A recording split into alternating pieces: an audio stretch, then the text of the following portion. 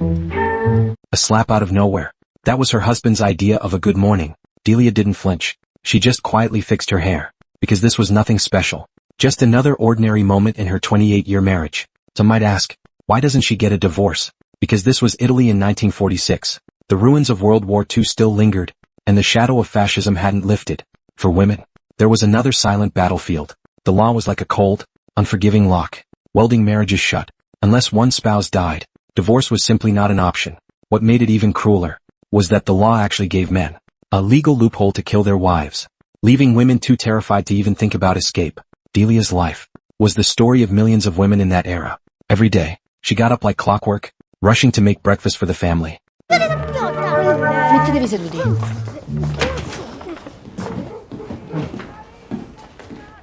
Se può sapere che c'è in quella testa vuota. Mannaggia. After everyone left, she couldn't even grab a warm bite for herself. She had to care for her bedridden father-in-law, enduring his groping and vulgar remarks whenever no one was looking. Still, she patiently fetched water for him, washed his back and face, then scrubbed the bathroom spotless. After the whole family had used it, only then could she rush out to her odd jobs.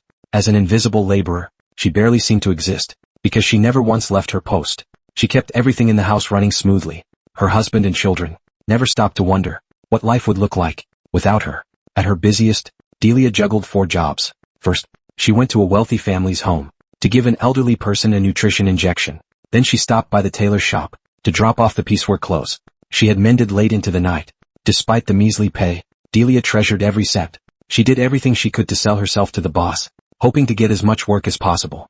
After that, she hurried to the umbrella shop for a full day of sales work. Even though she never took a day off and outsold all the male employees, she was paid half of what they made. When she confronted her boss about it, his answer was simple: because she was a woman.